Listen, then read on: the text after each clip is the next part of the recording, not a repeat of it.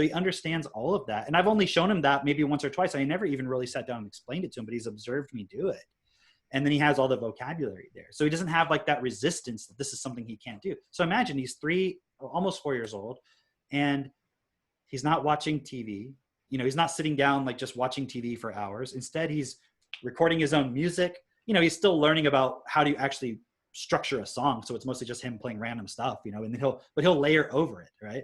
And then he's doing electronics. And then he's out there in the garden with Katie. And this is all vocabulary that we've built in. So when you look at, if you spend the majority of your focus on building vocabulary, not time, but just that's your focal point, and then you putting your children in environments where there's an opportunity to learn something about those words, the result is night and day compared to what the school system is able to achieve. But again, we can't blame the school system because Max wouldn't even be in school yet. So in other words, if people took it from the perspective of, oh, we should give vocabulary to our kids before they even get to school age, then you'll see, even if they go to school or not, because you might live in a place where you don't have a choice about it, you have to do, or you might have a circumstance where you have to do that, but they would have the vocabulary. School would be very easy for them, right? Because everything that they're being said, they would easily be able to remember what the teacher's saying in the particular thing. But then there's also the opportunity, because the vocabulary is already a part of them, that they'll say, that's kind of interesting, actually, what we're talking about right now. I'm going to go learn everything about it on my own.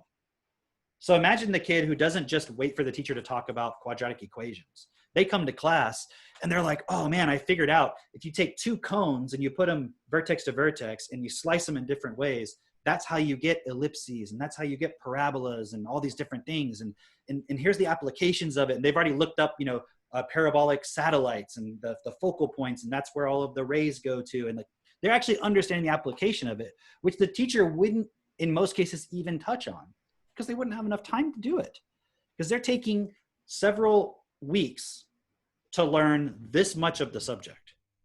You see what I mean? Whereas my son's only not even 4 years old yet, and he's already learned, in terms of his knowledge and in terms of his application, more than a high schooler would in a year of studying circuits and electronics and so forth, right? And to the degree where he can come up with his own stuff without me telling him what to come up with, right? And then also, in addition to that, we can give him tutorials that we've checked out that we're satisfied with, and he can learn from those. He'll sit there and watch 8 parts of a series about basic electronics and diodes and LEDs and all this stuff, and he'll absorb that information, and then he'll come to us, and then we'll apply it and so forth. So it's a fundamentally different thing. So again, the original point I was trying to make, though, was it's not just about we're super engaging, we are doing this approach within ourselves as to how we explain things. That is actually all very simple and common sense. We're not applying any methods. Yeah. We're making sure that he has the vocabulary. And then also, guess what? We're not idiots. So because of that, we can actually understand the information. We can talk to him about it. All right. Now, if the parent is not well educated in that area, okay, then what could they do?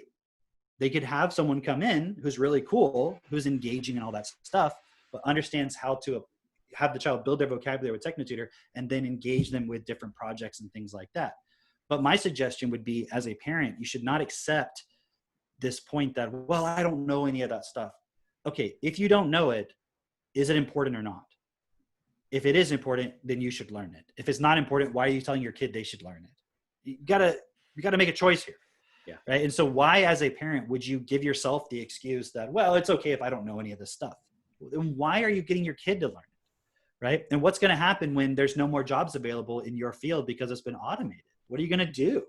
You need to start learning again as well. So that's what's so cool about it is, again, I don't know all about electronics, but I'm learning it as I go with him. So he's not totally surpassing me, and I'm just like, oh, I don't know what a LED is or anything like that. Because then he wouldn't be able to communicate. Imagine he comes to me and he's like, look what I made, Dad. And I'm like, oh, okay, cool. Yeah, that's great. That's great. And I'm just placating him because I have no idea what he's talking about. That kind of relationship, the kid would kind of be like, this is wrong. Why are my parents so dumb?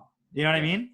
So, but that's what's so cool about this is it gives the parent that thing that would allow them to learn easily too. So it's not about a teaching style or a teaching method. It's about literally upgrading your ability to process information. That works for a child or it works for an adult. it doesn't really matter what your age is.